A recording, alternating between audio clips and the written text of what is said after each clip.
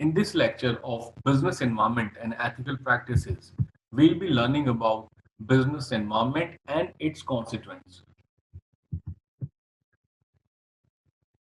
Let's have a look at the what all comprise what all business environment comprises of.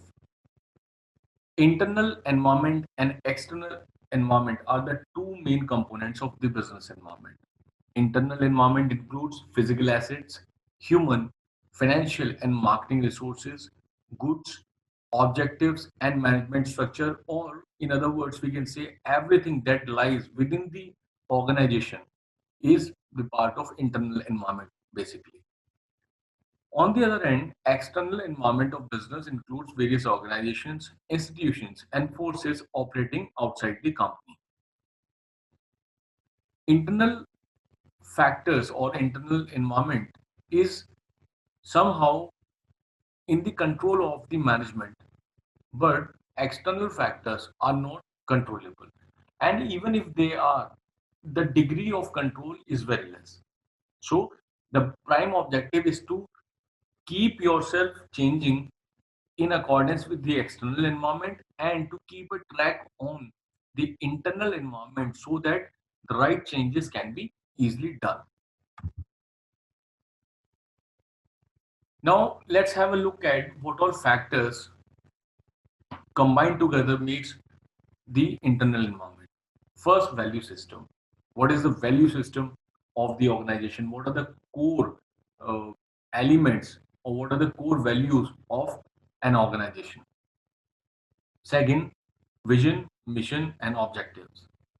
Vision is basically where the company wants to reach, what the organization wants to become. Mission is how it plans to reach there. So basically, we can say vision is the ultimate destination and mission is the path or the road to that destination. And to achieve mission, every organization formulates certain objectives so that the ultimate aim or the vision of the company can be achieved. Management structure and nature is the third point. Like how what exactly is the structure within an organization and how it aims to keep a check on the actually working. Internal power relationships also plays a vital role. What all designations are there in the organization is one thing. What is the dynamics, the political, the power dynamics within the organization is another factor which is quite relevant and it must always be kept well in mind. Then human resources, undoubtedly the most valuable resources for any organization are human resources, and human resources are very much vital or important when we study business environment as well. Company image and brand equity, which the company owns, is basically the part of internal environment. And other factors like physical assets and facilities, research and development, marketing resources, financial factors, etc., come together to form the internal environment. Now let's have a look at the external environment. External environment can be further classified into two categories. One is the micro environment and second is macro environment. Micro environment consists of certain parties or factors which the company is closely associated with. It tends to deal with them uh, often, and somehow or up to some degree it can control them also, only up to some degree. The control here is not absolute. Micro and macro environment is the outermost environment for any company in the sense it has no control over the factors which are there in macro environment. Let's have a look at what all factors are there in micro and macro environment. In this image, we can see in micro environment factors like customers, resellers or our distribution partners, competitors, the public, suppliers, etc. operate.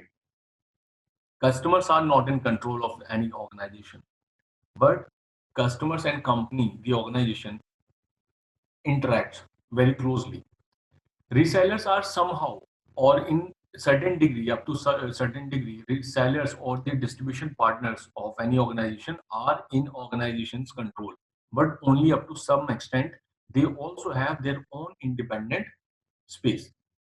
Competitors are undoubtedly, no organization can have direct control over or indirect control also over its competitors. But if the organization is uh, the market leader, it can actually influence the competitors. And in any case, any organization gets influenced by its competitors for sure. Then the suppliers. Suppliers are the vendors of any organization from whom the organization takes raw material, other allied services or products in order to process them or to add to the operational efficiency of the organization. And then we have publics. Publics basically involve any entity or any group of people which can actually influence the organization or who gets influenced by the organization itself. It could be both ways. So in public, we can count like media, we can count the society, the community, and all. These are the this is the closest layer outside the organization, and it is called microenvironment. In macroenvironment, we have main six factors. We call it pastel. Pastel stands for political factors, E for economic, S for social, T for technological, E for environmental, and L for legal. These all factors are absolutely uncontrollable for any business organization, and every business organization, doesn't matter which part of world it is operating in, which kind of industry it is into, ultimately it is going to be affected by this layer of business environment. And every organization must keep a good vigil on these factors. If properly analyzed and if these factors turn favorable, an organization can achieve unprecedented and unimaginable success. So these all these factors together, internal and external, combined together forms the business environment. Thank you.